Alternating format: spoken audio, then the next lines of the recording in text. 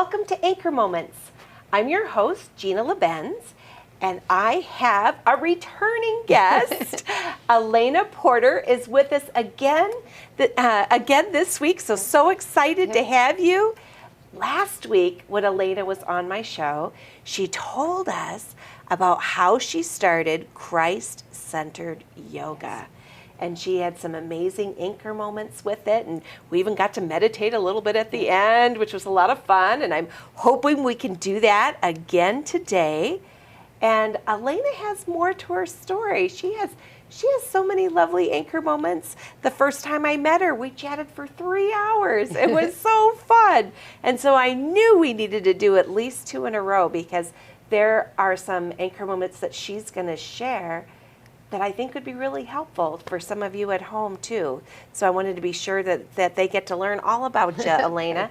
And Elena, and just real quick before we go into your other anchor moment stories, can you tell me, where can we go and receive your Christ-centered yoga? And it's free for those of us who live in Arizona. So that's a great question. So if you live in Arizona, I'm in Ahwatukee, and we have so many. It's at Mountain Park Church, and if you went to mountainpark.org, you'd be able to see all the different classes. Okay. We have them actually almost every day of the week. Only day we don't have them is Wednesday. So every day of the week we have yoga classes, and they're all different levels. So you could be brand new, beginning, never take yoga before, or there's advanced classes and everything in between. Now, if you don't live in Phoenix, Arizona area, on Facebook Live, if you follow iam360.love, that is at iam360.love, we every Monday we do an active yoga class and a restorative yoga class. So you can watch it online. Yes. You can do it in your house. Yes, you can do it in your house. That's so cool. Okay, so for those of us that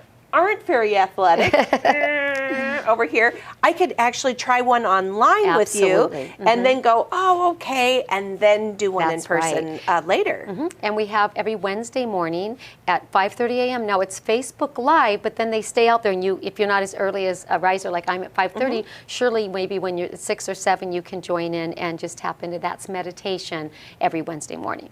And that's on Facebook. Yep. And after you do the live, do you have it recorded? Yes. So that way someone could do it at 3 o'clock in the afternoon if that's when they have time? And I have people all over the world that'll tap in from different parts of the United States, different parts of the country. They just tap in and practice yoga or do meditation with us. So it's beautiful. Wow. Yeah. And it's Christian. Christ-centered yoga and meditation. And meditation. Yeah, it's really cool. That is way cool. All right. Now, can you tell us some more of your incredible anchor moment stories when you felt God present in your life? Sure. So as I had talked about in the last segment, it was really new to me to feel God so present. And I really appreciated yoga and what it brought into my life and the peace, and never realized how important it would be as my life got a little more complicated. So it wasn't maybe that far long after, maybe a couple years after I started teaching yoga, we had ran into some very difficult seasons in life. One is that my dad was diagnosed to be terminal. He had had cancer for a while, and it turned terminal. And it was my first experience with somebody very close to me having a limited time left to live. And my mom, strong woman that she was, but she had her mind on how this was going to be. And she was not ready for my dad to pass. And I mean, no one ever really is, but I can remember one specific time that taught me a lifelong lesson. And I was in the hospital, I was in the veterans with my dad, and they came to me because I was the one child that could walk through this with my mom. I had the time, and I lived right near her. Okay. And they came to me and said, you need to let your mom know that this is it. He's going to pass. They had a hole in his lung. They can't repair it. He was already had cancer. It was just, things were a mess. And so I went to my mom and I said, okay, Mom, so the doctors are saying this is it. You know, Dad might not make it through the night. And I remember she looked at me, and I'm saying with every conviction, I've never seen my mom like this. She said, listen, I'm going to sit here and pray, and if you do not believe that your dad's lung can be healed, then I want you to get out of the room.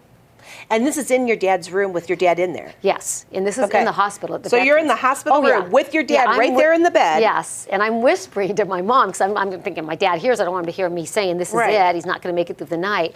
And I mean, she looked 10 feet tall. She was a little tiny woman. I mean, when she told me, if you don't believe that God can heal his lung, get out of the room. I only want people in here that believe. And I was just like so taken back. I'm like, I believe, I'll start praying. And we prayed and we prayed. And the next morning, I told the doctors, we're praying. I want another x-ray of his lungs. And the next day, the doctors came back and x-rayed his lungs and the hole was gone. Wow, so, I mean, it was awesome. It was amazing. And what it taught me, Gina, is that you just don't give up because, you're down by 30 points and there's only a couple minutes left in the football game, right? Mm-hmm. I mean, you never give up. You always fight till that end and trust God to not know which direction he's going to go, but you continue to trust him. Mm-hmm. That was the lesson to me, just keep trusting God. And, fortunately, my dad did live a little bit longer, several months longer, and then his life did end, and that was... And I think I remember you telling me when you told me about this when we were eating at the restaurant, that your mom did not want him to die in the hospital. She wanted him home. If he was gonna pass, mm-hmm. she wanted, the wonderful hospice experience that you can have. Right. And if he was gonna pass, he was gonna pass at home and not in this hospital. That's right. And they weren't gonna let her move him because he was in such dire straits. Yes. They're like, no, he's not gonna make it through the night. He's gonna die here. And she was like, nope, he's going home. Right. And that was lesson number 2, that my mom just was like so crystal clear sure on how she was going to stay strong in this, but she told me to go tell them to move him. And so I went and said, I want him coming home, and they said he will die. And I said, well, then I know but this sounds horrible. Yeah, but he's terminal, said, let him die at home. If he dies, then he dies, but you need to get him in the ambulance and get him home. Well, we brought my dad home, and I'm happy to say he lived several months when he got home. And in that period of time, I'd come at night and take care of my dad so my mom could sleep. Then she'd take care of him in the day, and we had a couple, 2 or 3 more months of beautiful time with him that I'll never regret. It was hard, but I'll never regret it. So it was a really good, passing. We were all there when we passed. He waited till he had that beautiful story where he talked to every child, because not everyone could be there. He talked to every child, or every child was present before he would take his last breath. So it was very beautiful, right? Mm-hmm. But that was kind of the beginning of a very difficult season. Shortly after my dad passed, my mom was diagnosed with cancer. And I do believe that had a lot to do with her not taking care of herself because she was so worn down. It was a lot of care for her. Mm-hmm. And she told me that she was not going to fight it, that she wasn't my dad, and she's not going to fight the cancer. She wouldn't do the chemo. She did have surgery. She did do radiation, but at that point she said, I'm done. And, I had to respect that. I just wanted to... And she missed your dad. And she knew she was going to be able to play with your dad in heaven. Yeah. And so it was just like, yeah. So that was a really challenging time. I was a big-time mommy's girl, and when, really big-time parents girl, but when my dad passed, I really did have to kind of pull myself together for my mom, because she was challenged. She was in a deep depression. She really missed him a lot, and then finding out she had cancer and seeing what he went through, she's like, I'm not doing it. When God takes me, he takes me. I'm not fighting it. So I had a short period of time with her. She passed 11 months after my dad did. Okay. And that was a really, really challenging time. And but you find yourself. You pick yourself back up by your bootstraps. You find your way, and you move forward. And for a lot of people who have been married because they were married, 50 years or something? Long time. Mm-hmm. For a long, long time, when their spouse goes, it's really tough when they've been together that long. Yeah. And they know, hey, I'll get to see him again. Yeah. I'll get to see him and play with him again if I can pass too. Right. And it happens a lot. Sometimes, it's even shorter than that. It felt like it was out of nowhere, but a lot of times what some of us have felt the same. What you're saying is maybe it was a broken heart, and she ended up passing, and we had a hard time with that. I'll tell you, it was a hard time. I was quite a bit younger at that time, and so I was 45 when they were both passed. And you had 5 kids. I had 5 kids. I did, yeah. Right. And so that was really challenging, and I will tell you that was really took a lot for me to kind of come back around from that one. Shortly after that, we had some more really challenging seasons. My husband's health took a significant turn shortly after my mom passed, and he has a lot of ailments, but it ultimately ended up being diagnosed with CTE, which is a brain injury. And it's kind of like if you know what Muhammad Ali ended up with, because he was a boxer. My husband was a boxer, and he ended up with the same type illness. Okay, and he had disease. Parkinson's too, didn't Muhammad Ali? It wasn't, well, he had Parkinson's, I don't know about Muhammad Ali, but he had Parkinson's syndrome, like he shook a lot. Oh, and so okay. my husband has the same thing, you know, because it's part of a, it's one of the visible. Right, that you could tell that there's can tell. something. Right, and so so that was really, really hard time. I mean, it was scary, but I feel like throughout my life, I've had a lot of time. We wouldn't even have time to go through everything, but I've had a lot of situations where life has been really hard, and bringing me to my knees, you know, and there God was again to pick me up again. And I felt like each time, okay, I could find my way. We can find our new normal. We'll figure this out. But then shortly after my husband's health was challenged, and he became disabled, so he was not able to work anymore at that time. We had, I call it the emotional tsunami, and we lost our child. We lost a child. We lost our son. And it's been 3 years. It's still really hard to even say. I feel like my throat's kind of getting tight right now. But but was he your oldest? he wasn't my oldest, but he was a third. He was a third. yeah. And I know you had told me that you were just so incredibly close. We were very, very, very close. Yeah. You know, with the yoga, you even started doing shirts, and he used to help you with that. Yes, and this is one of her shirts, by the way. And I want to tell you, it is so soft. It is so soft and cozy. It's like I'm sitting on the couch in my pajamas, but I'm not. But it's just so beautiful, and they all have beautiful expressions on them too. Yeah. So I will say that when I was in grief counseling and therapy for a couple years, I saw, it was a group, and I seen so many people would come out and say, it's real common that people will start something, right? That they find that they can pick themselves back up if they put themselves into something else. And I kept thinking that's not going to be me. I don't want anything to do with that. I'm going to be honest with you. This one took me out. I mean, this was like game over. I'm like never finding my feet again. I don't even know how I'm going to do life again. And I had shared with you, Gina, that I heard my son's voice 110% after he had passed, and he was telling me that I was going to be okay. And I remember him screaming, "I'm not going to be okay this time." And he's like, "Mom, you know you are." And I'm like, "Not this time. There's no way." And he's, "But Mom, you know you're going to be okay." And I remember in that moment that it just like time froze and stood still, and I thought, I know I'm going to be okay, Gina, but I don't want to be okay. I don't ever want to be okay. Well, in that... And how did he pass? A car accident. That's right.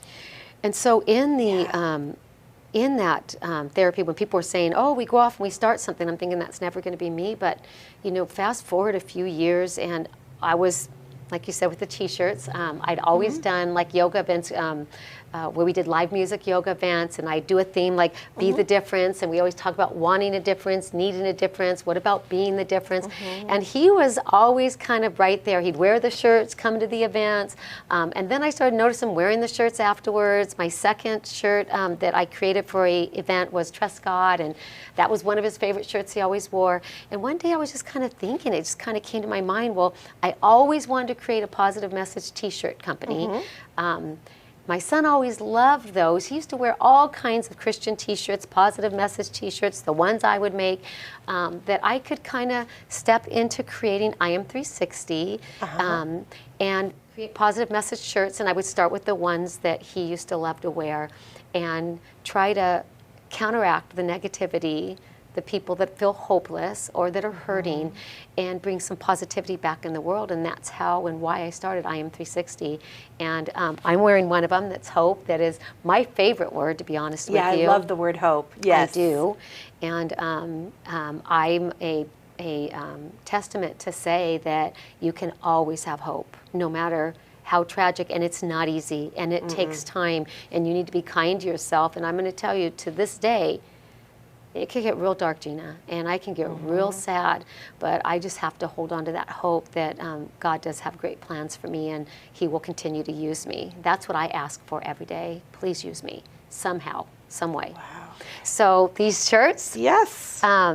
I have a bunch of positive messages, all different kinds of messages, to bring hope and inspiration and encourage people to be the difference, to trust God, to be love and light, to believe in love, to imagine peace, and just a bunch of positive messages to put out there in the world. We also have a monthly event where we go out in the community and be a positive. Oh, okay. We could get together because I believe ultimately people really do like to serve other people. But sometimes not everybody goes to church, and not everybody has a group where they can connect with and serve other people. So we provide every month an opportunity to serve people and be a positive impact in the world. And we have 10, 20, 30, 40, 50 people show up, and we do feed the homeless. We are currently right now just doing something simple. We're collecting plastic bottle tops, and for every 1,000 collected, you get a there's a chemo treatment for a child in Mexico, and we've got a big bucket full of them, and just small little things here and there that you can get comfortable with serving people and being loved. So Wow. And sometimes you just need someone to coordinate. yes, So people are willing to volunteer and to help out. They just need someone to give them some direction and create a little something, and they want to be a piece of that. right. So if you followed us on social media, we are IM360.love. We post our events every month. We do inspirational videos. So every Monday you get an inspirational video. We have our yoga and our meditation on social media. That's so exciting. Yes. I'm so excited Yeah. about that. Yeah. So they can experience that as well and get that inspiration and feel that hope.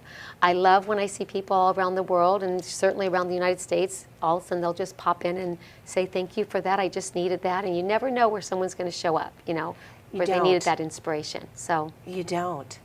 And then you have a give back with the shirts too. I do. So all profits go to different organizations that are out in the world doing amazing things.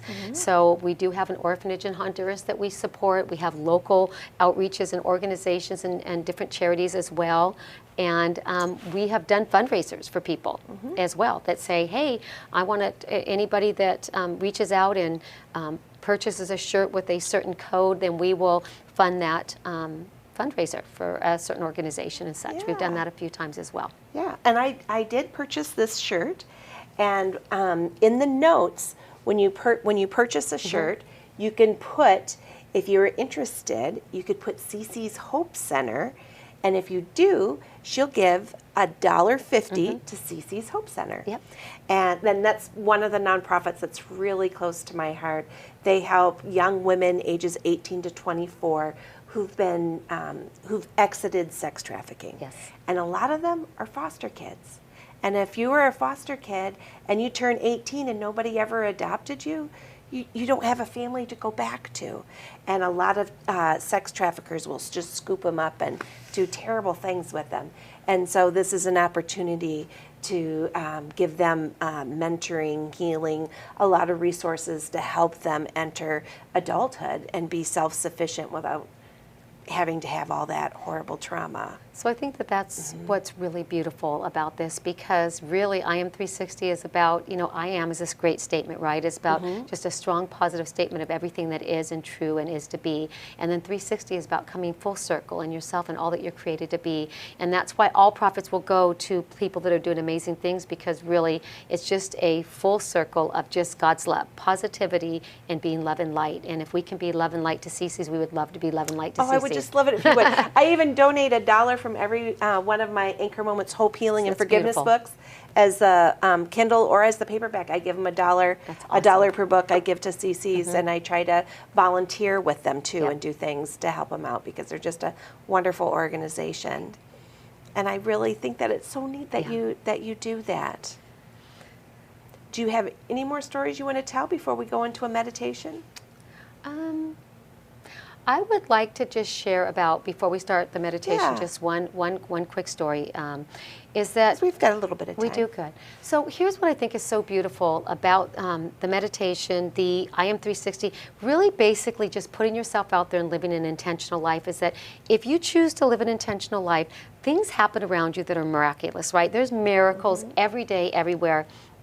And I love to have the opportunity to be used. So if you need healing, like I do, if you get to a point where you feel somewhat hopeless, like I have felt, the more that you can put your heart out there to help other people, just little tiny bit by bit, your heart will heal, your soul will heal. And that's really what this is about, is putting yourself out there. So one story I wanted to share is just when I was teaching yoga. So I'm hoping when we do this short meditation, this might impact somebody, and I would love to hear if it does. But one time I was teaching, and I just got this strong desire, very strong desire to change my music. Now that doesn't happen very often right in the midst of teaching, right? So I'm thinking, I can't just go find another song. Well, needless to say, I go find this song. I changed my playlist in the middle of teaching yoga. I put everyone in child's pose, left them there for a while. And after the class was over, a lady comes up that I hadn't seen in a really long time. And she said, Elena, my husband had passed away, and this is my first day out. And I just asked God, can you please, please let me feel him today? And all of a sudden in middle class, you put on this song. And it was the song that we played at his celebration of life.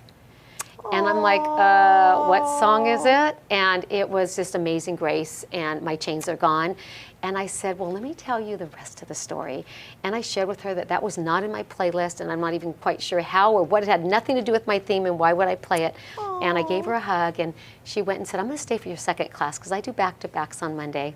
Okay. And then the second class, we were doing it again, and I had this strong desire to change my song again. And this time I had no idea what song he wanted. Long and short of it, I play a song, I put back my regular playlist, and at the end of class she says, you're never going to believe what happened. And I'm like, what? And she said, well, you're right in the middle of class, and all of a sudden you play the song that we danced to at our wedding. And that was the song that I had so pressed upon my heart to change and play in the class. Oh, so what was that song? Do you remember? Yeah, I do know. It was, what is it? Wise men say, only fools rush in. And that was Elvis Presley. I can't help falling in love with you. Oh. Yeah, and so I'm saying that those little anchor moments. And those are little anchor moments. Little ones. But they are anchor moments. And they help you heal. And they make you know that God is real. And if you open your heart to live a life that you say, please use me, he will. That's right. Because God calls us to be angels to each other. That's right. I believe and if you open yourself up, he can use you to help other people. And how beautiful is that? That actually brought a little tear. That brought a little tear to my eye. That's so sweet. That's so sweet. Well, we have 5 minutes. Could you lead us into another meditation? Love to lead like you did last time? It was so much fun. All right, let's get ready. Since you already know the program, yes. Going to sit up nice and tall and find your shape, your posture for your meditation. So most people will come to a seated posture, placing your hands on your knees with your palms up. The reason the palms up is it's always ready to receive. And then you just want to softly close your eyes, keep your shoulders down from your ears, sit up nice and tall. And we're just going to take a couple moments to connect with our breath. So take a nice deep inhale through your nose, nice deep exhale through your nose.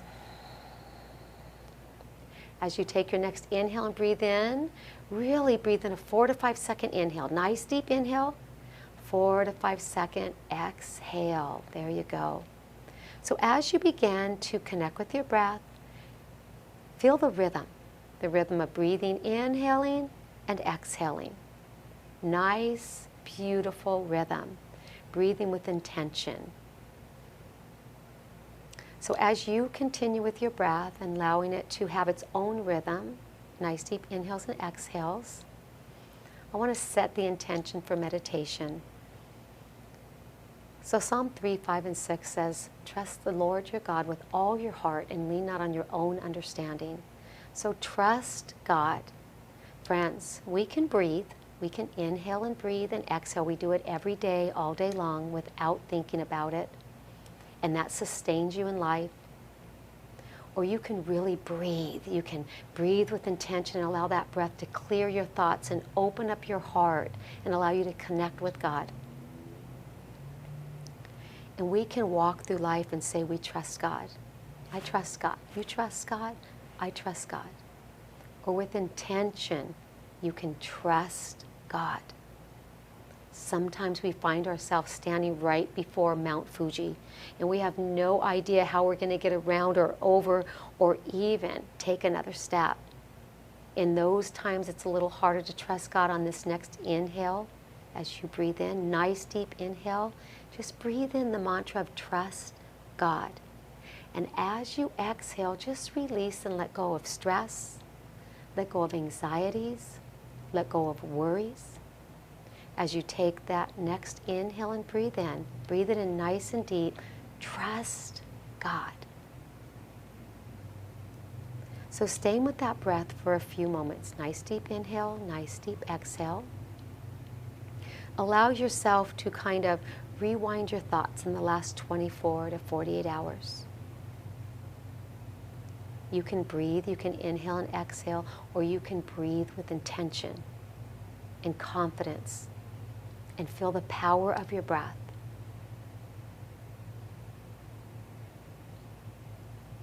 You can trust God and you can say, I trust God.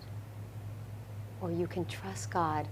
You can really trust God with the Mount Fujis in your life, with the valleys in your life, with the ups, with the downs.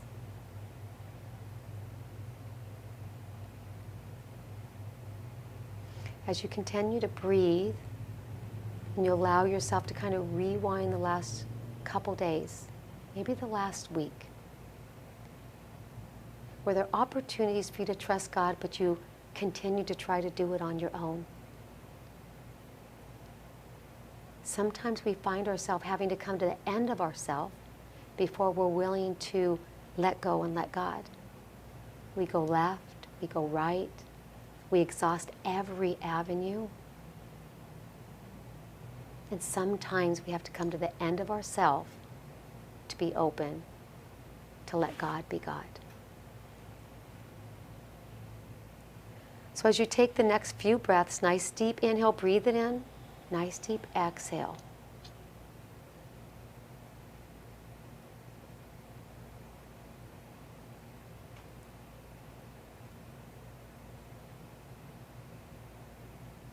Friends, we can trust God, or we can root down into our faith and really trust God. So slowly begin to open your eyes. Let your breath come back to a more natural pace of breathing.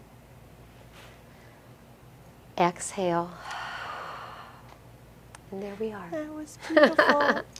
Thank you so much welcome. for coming You're again welcome. today. And thank you everybody who joined us. And hang on to those anchor moments. Have See a ya. great week. Peace.